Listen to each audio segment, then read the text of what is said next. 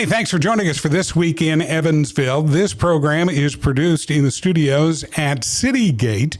You got a set of studios, by the way, that's available for folks to be able to come and do your own podcasting from here.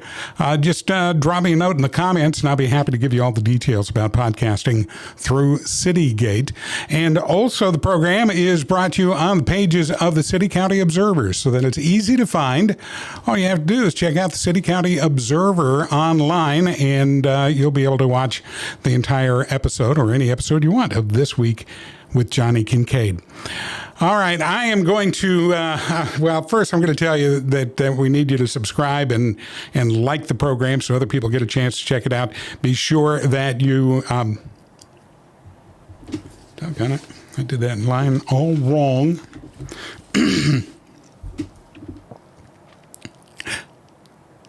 Hey, thanks for joining us for This Week with Johnny Kincaid. Look, we got a great show lined up for you today.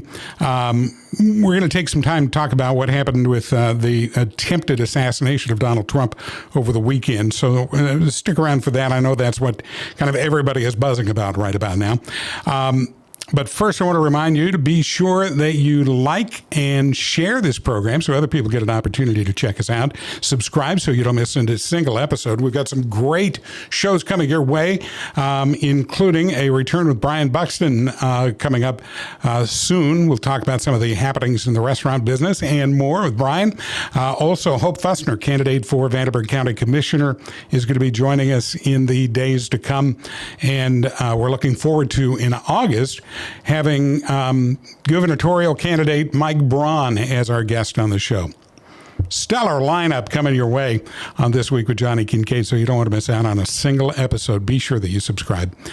All right, so we're going to get down to business here. First, I want to remind you about checking us out on City County Observer, because you can actually get a transcript of the show as well as full episodes on city-countyobserver.com.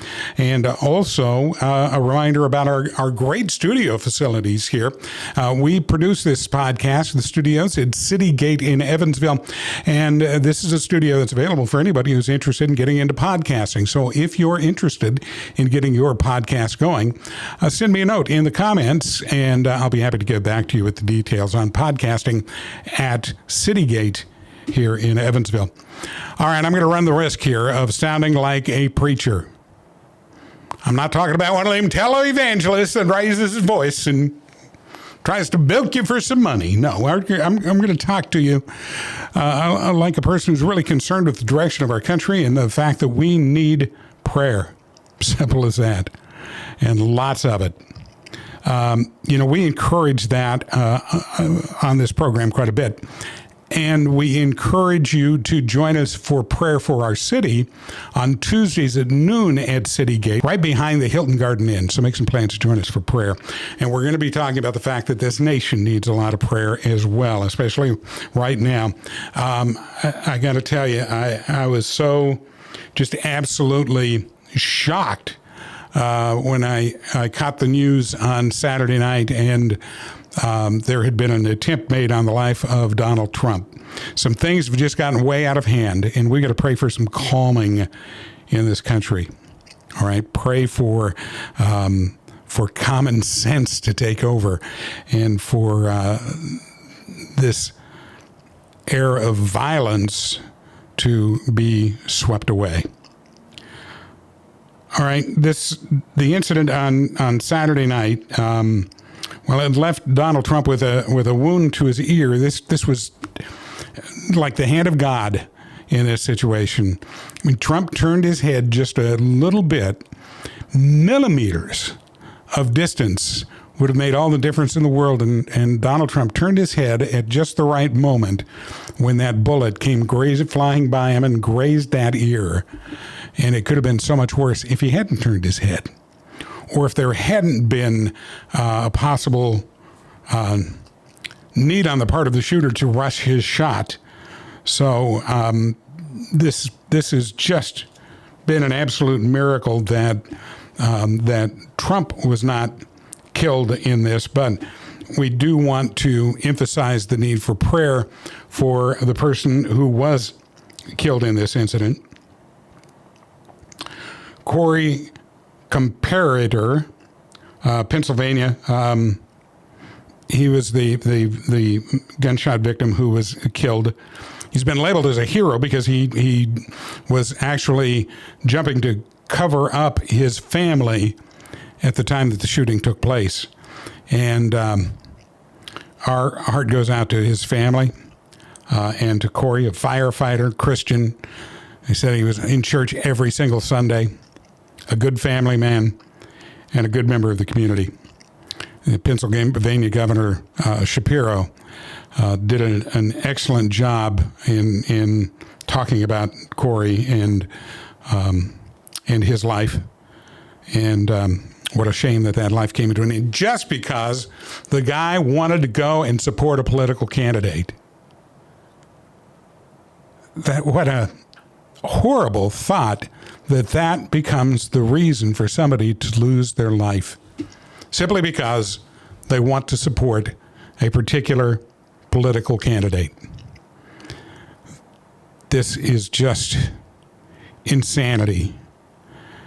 Two other people, by the way, that we need to pray for, two members of the audience there at the rally that were seriously injured and are recuperating, and the last report I heard was that they were doing better, and we want to continue to pray for them and for their family, for them to just have a full and complete recovery. Now I'm going to, in a little while, be talking about one of the factors that I think is a key factor in this whole thing of political violence, and that is just how strong the rhetoric's gotten. The rhetoric hasn't always been as strong as what it is today, but we've certainly had our times of differences in this great country of ours. And there have been other assassination attempts, either on presidents or presidential candidates, in our lifetime. And, most of us remember in 1981, Ronald Reagan, the attempt was made to assassinate Ronald Reagan. He survived the attempt. Brady was permanently injured in the course of that assassination that day. That was also the day that, the White House got mixed up on what the line of succession was for the president. When something happens to the president and he's incapacitated, the vice president takes over. Well, somehow that got a little bit mixed up, and the Secretary of Defense, Alexander Haig, stood up in front of the cabinet and said, "I'm in charge here." He wasn't in charge, at least not according to the Constitution. But that was 1981, just 3 months into Ronald Reagan's first term as president of the United States. And there was a lot of talk of hatred of Reagan because of his conservative beliefs and the fact that he didn't see the need for government to have to do as much for people. Don't let government do for people what they can do for themselves was the philosophy for Ronald Reagan at the time, and there were some people who didn't like that. We also lived through 1968 when Robert Kennedy was assassinated during his run for president of the United States. What a curse that Kennedy family has experienced. Just 2 or 3 months before that, of course, was the assassination of Martin Luther King Jr. 1968. Horrible year for political violence in this country. Then in, of course, 1963, and still within my lifetime where I can remember the flags being at half-mast, and I remember teachers crying, and I didn't know exactly why, because I was a little too young for that, but it was because John F. Kennedy had been assassinated. 1963. Those are all within our current lifetime, at least for old geezers like me, right? But in our memories, by the way, on these, keep in mind that our memories get a little fuzzy with things. For example, in the assassination of John Kennedy, in in Dealey Plaza. Memories for some people, they believed that they saw the Zapruder film, which was the only film made or not the only one, but the best quality film of the motorcade with John F. Kennedy and the assassination. You know, that film wasn't made public until 1975. I mean, it was a few people had seen it prior to that, but it actually was shown on network television for the very first time in 1975. Life magazine bought the original copy of the film, and they published a few frames, still pictures from the film, but never released the actual film itself until into the 1970s. See a big difference there between that and what we experienced Saturday with the assassination attempt on Donald Trump, because we didn't have live coverage of any of those other attempts before. You know, Reagan's the attempted assassination of Reagan was caught on film, but the film had to be developed, and they edited it and everything. Bobby Kennedy, they had to process film in order to be able to show what happened to Bobby Kennedy as he was passing through the kitchen of a restaurant in Los Angeles. And, you know, same thing with Martin Luther King. It was caught on film, but again, had to be processed and edited. And with JFK, the Zapruder film took over a decade before it showed up publicly. But in the case of Trump, we had it there, and it was immediate, and it was a lot of people were just absolutely glued to the coverage on their television, and a lot of things get reported on in a live situation like that wind up not being truth or not being factual, and they have to go back and backpedal and then come out with new facts, and that also becomes fodder for a whole lot of conspiracy theories to pop up. I saw on Saturday night, where people were putting out the conspiracy theory that the whole assassination attempt was staged, that it didn't really happen at all, that the people who died in the stands were just collateral damage from staging an assassination. That's crazy talk. But it shows up online, and so you've got to be really careful as you see things pop up in your feeds on your social media sources. Be sure to check them out before you spread those things any further, because a lot of them can be total, absolute misinformation. You know, we had no social media back then when other assassinations have taken place. McKinley in 1901, Garfield in 1881. I may have those reversed. Sorry. And then, of course, the first U.S. president to be assassinated was Abraham Lincoln in 1865. And in the case of Lincoln's assassination, at that time, there was a lot of disinformation that was spread. There were a lot of rumors that got out of control in the moments, but they spread by word of mouth through the city of Washington, D.C. And there were a lot of things that were being spread at that point that weren't based in truth. So, you know, these going back, you know, to before we had, you know, video cameras, there were artist renderings of incidents like this. And, you know, of course, Abraham Lincoln's passing as the first president assassinated. I think that a big part of it, and it's not all, but, you know, for example, you know, we know that we were living with a very divided nation in 1865 when Abraham Lincoln was assassinated. Certainly, we'd just come through this huge civil war. There was a lot of division still left at the time. When we talk about the the 1960s, with Bobby Kennedy and Martin Luther King. We were a very divided nation in 1968, very much so, with a lot of heated rhetoric flying back and forth between different groups of people. And certainly there was a lot of dislike toward Ronald Reagan when he became president. I think it's this rhetoric we've got to turn it down.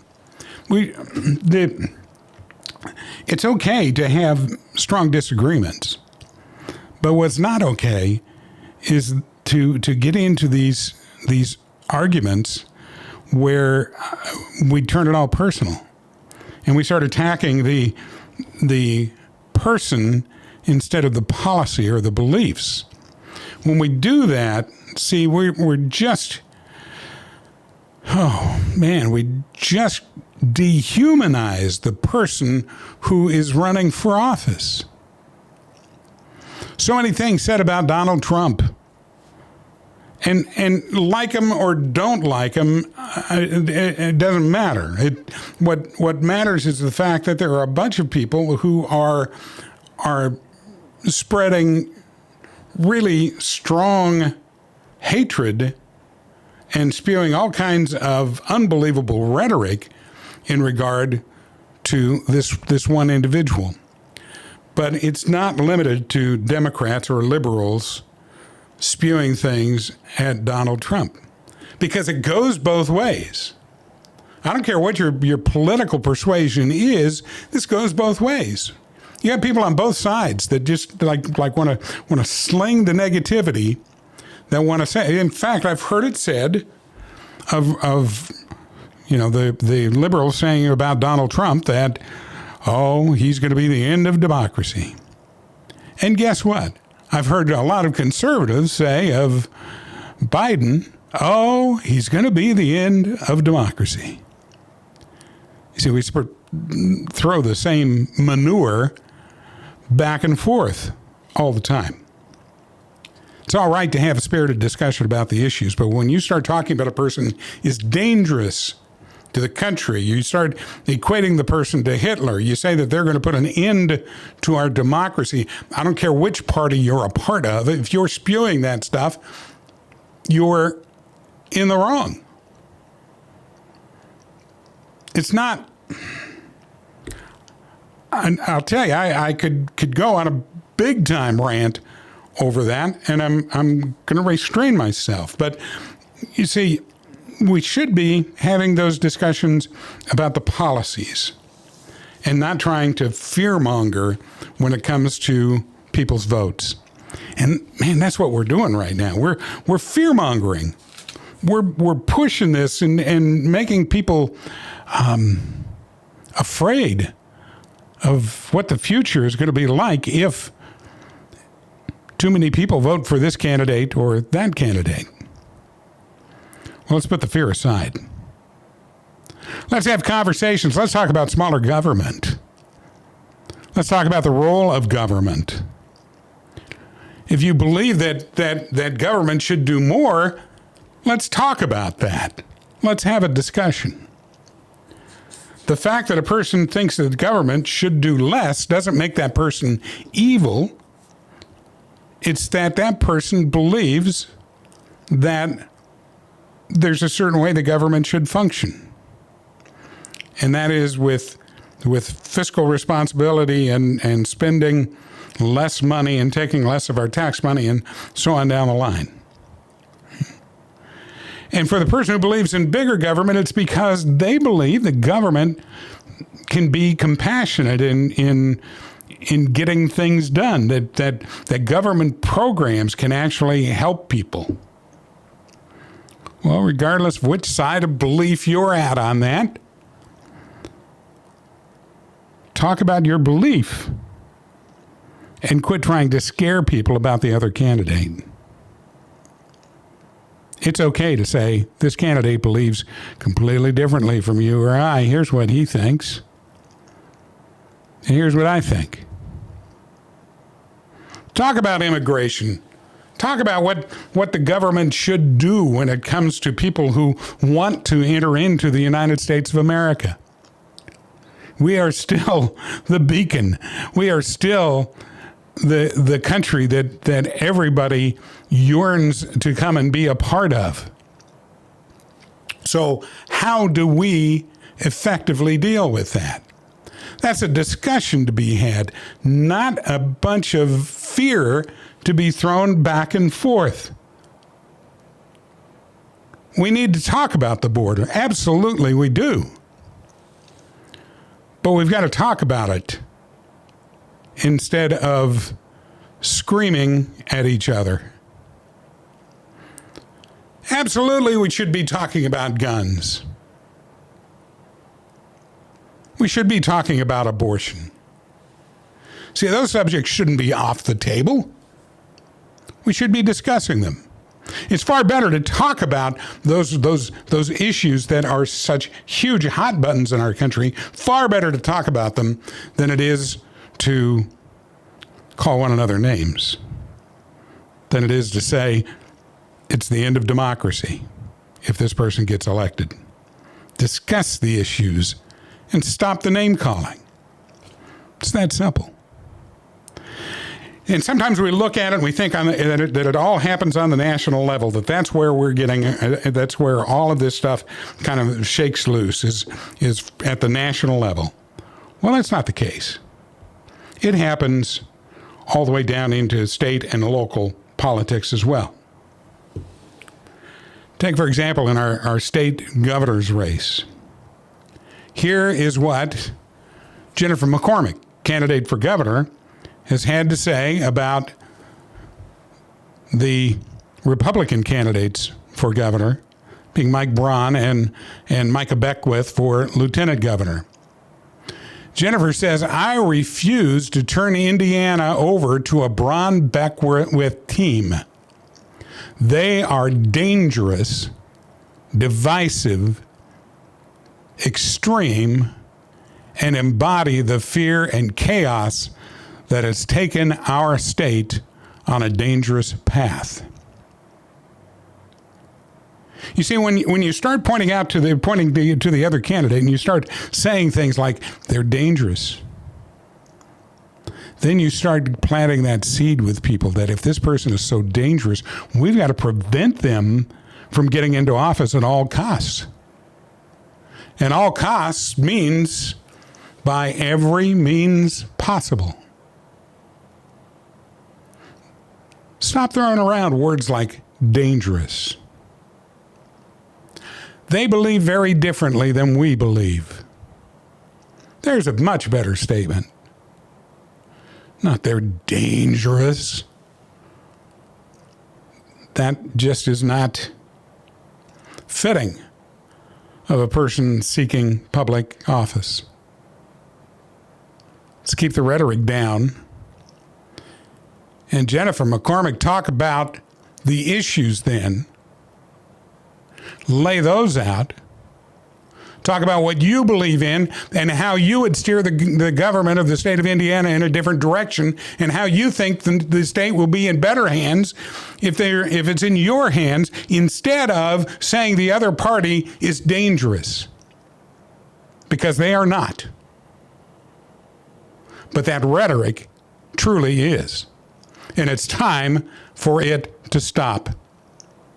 This talk should have happened long before a bullet came whizzing by the ear of Donald Trump.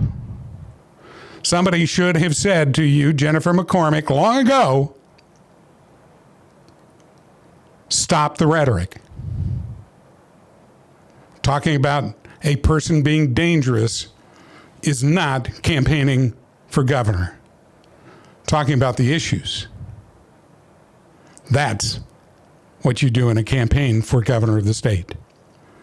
Now, the whole thing about rhetoric and name calling has continued to work its way down into local politics as well. And recently, Shane Ritz. Shane is the local Vanderburgh County Democrat communications director. And he was talking about Ken Colbert, who's a conservative in Vanderburgh County. Ken has been excommunicated from the Republican Party. There are plenty of people who have negative things to say about Ken, but Shane Ritz decided to take it to the point of saying that Ken Colbert is a completely unhinged bigot and anti-Semite. Where are you wanting to take this? What becomes your next step once you've called somebody a completely unhinged bigot and anti-Semite? And what does that do to the potential for harm to that other person? Maybe you don't care.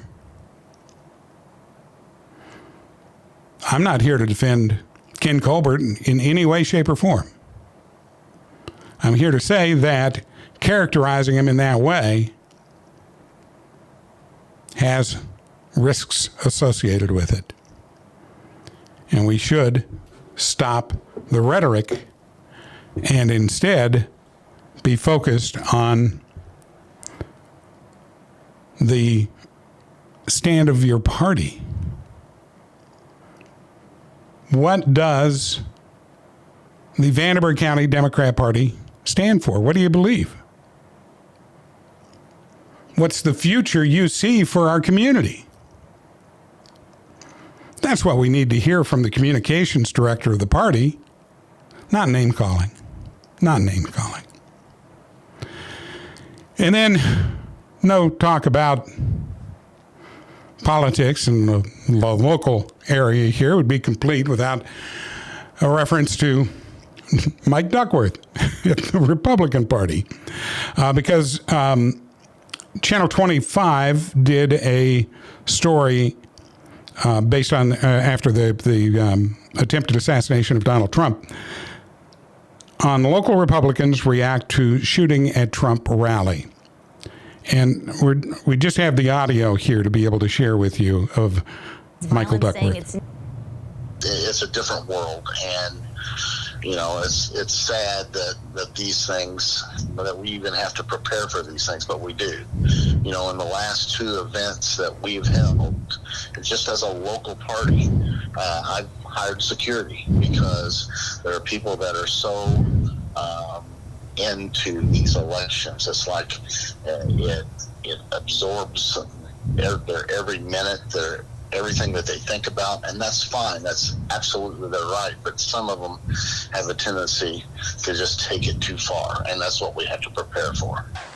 The story was about local Republicans reacting to what happened to the party's presidential candidate. And instead, the response was dealing with what he perceives as a risk to the local party. Probably enough said on that. I don't want to go further down that trail. Look, thank you for taking the time to join us here. Really, truly do appreciate that. And keep in mind that we'll be back soon with another thrilling episode of This Week with Johnny Kincaid. Got great guests lined up coming up for you. And I'm sure that the world is going to be handing us plenty more interesting topics to be able to talk about. So thanks for taking the time to be here with us. Join us again next time on This Week with Johnny Kincaid.